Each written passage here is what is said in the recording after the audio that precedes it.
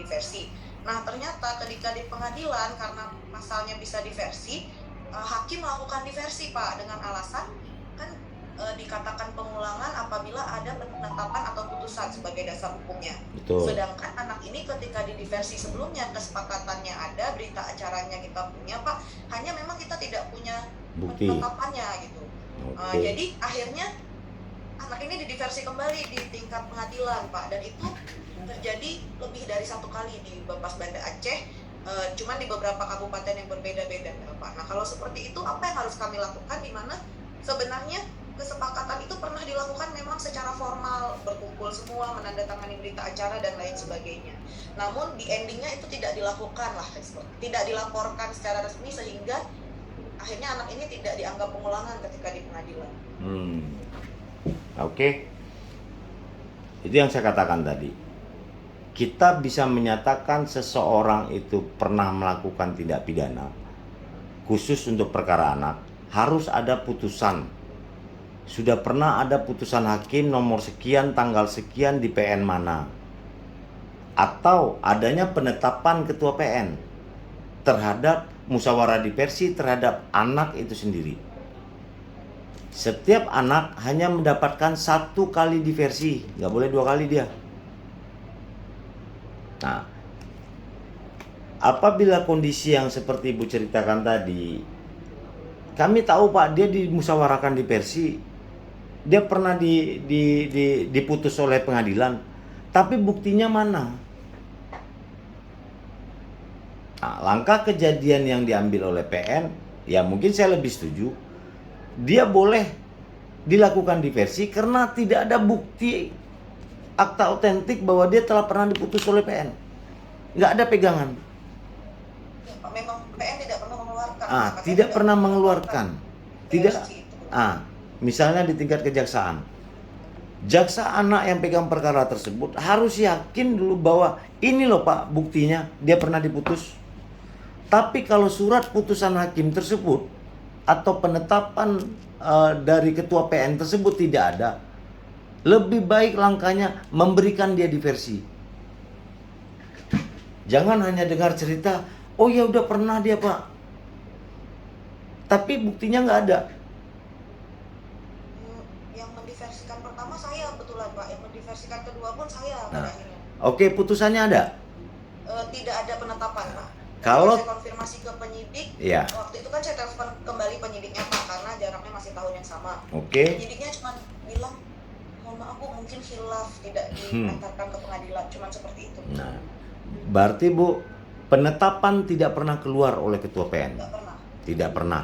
Dia belum pernah dinyatakan diversi itu Bu.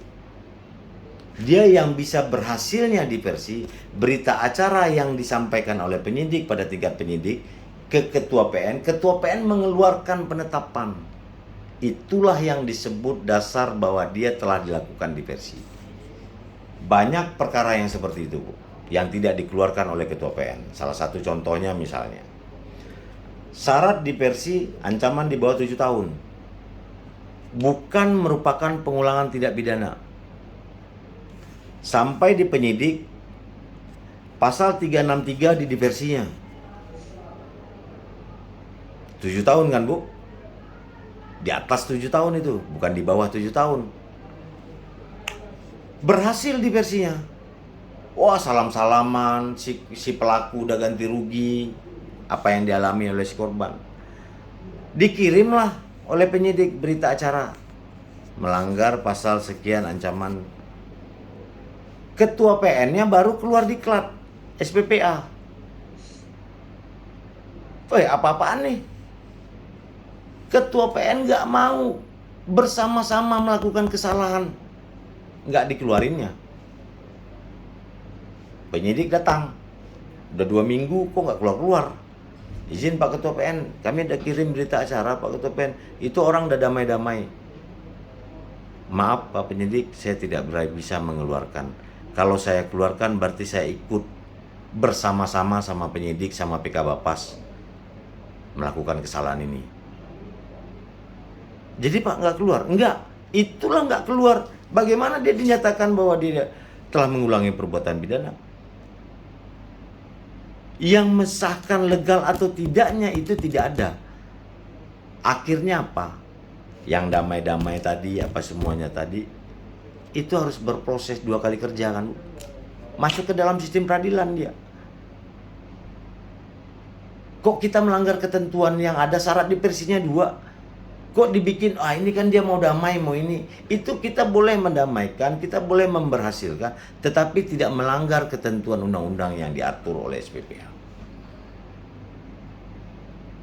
Disinilah yang masih banyak masyarakat awam atau aparat penegak hukum atau orang tuanya berpikir bahwa penyelesaian dengan cara di dalam sistem peradilan pidana ini anak aku masuk penjara. Tidak. Filosofi dari undang-undang SPPA ini, ancaman paling terberat itu berada di paling bawah, Bu. Penjara itu paling bawah. Berbeda dengan filosofinya KUHP. Ancaman yang tertinggi pertama mati dulu.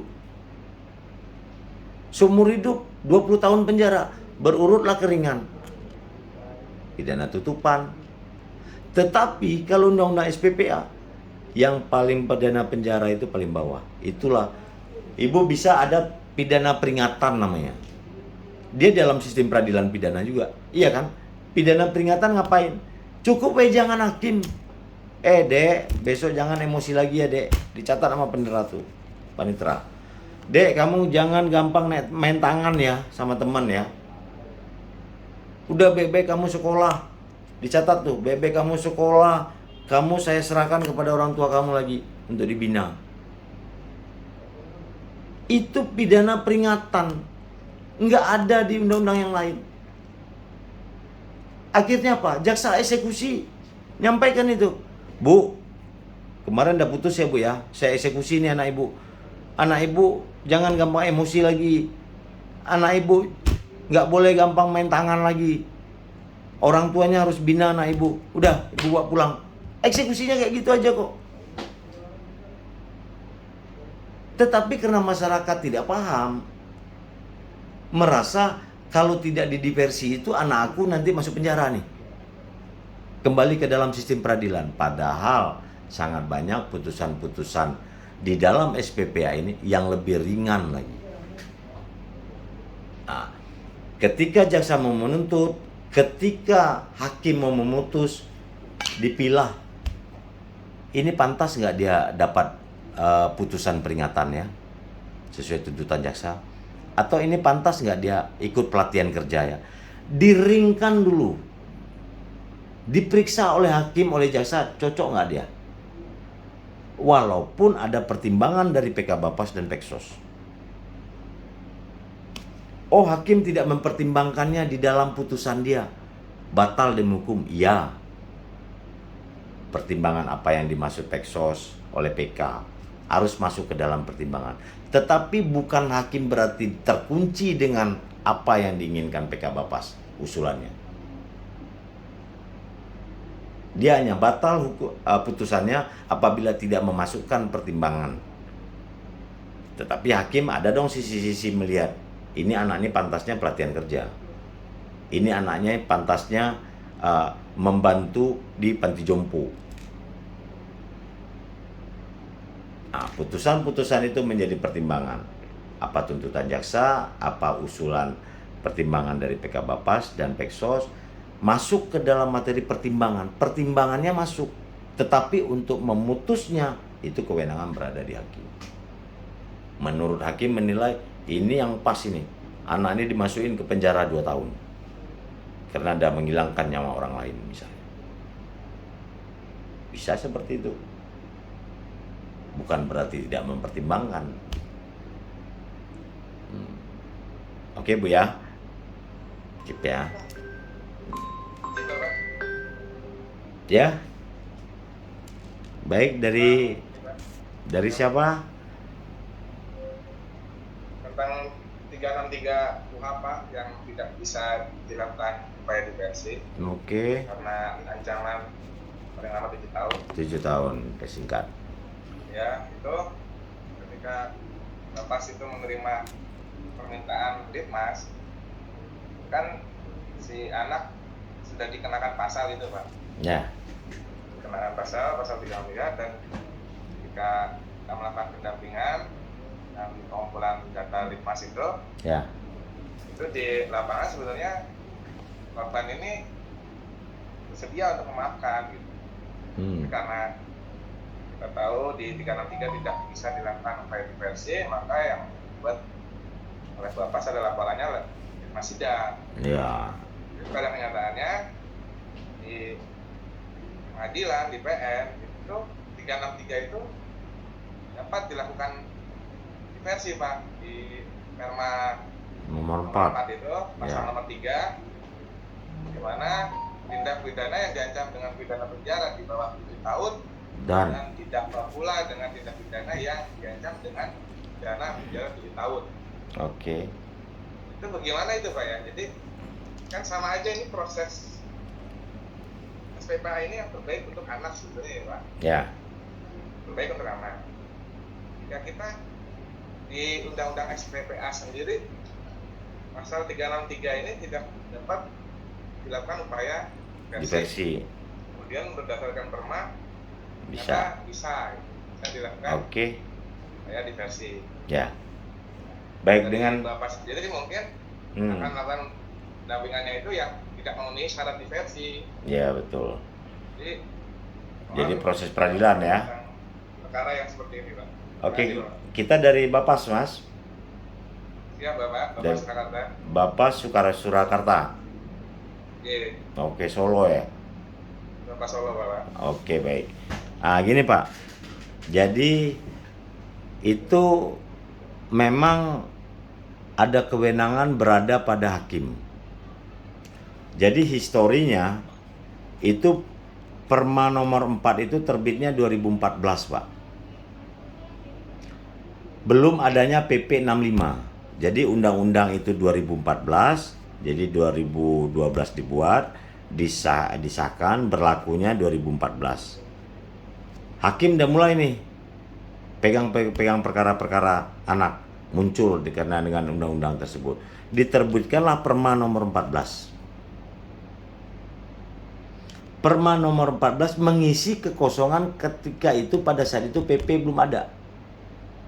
Hakim diantisipasi. Intinya betul, demi kepentingan terbaik bagi anak. Di dalam undang-undang SPPA itu tidak ada ancaman di atas 7 tahun. Kan nggak pakai dan.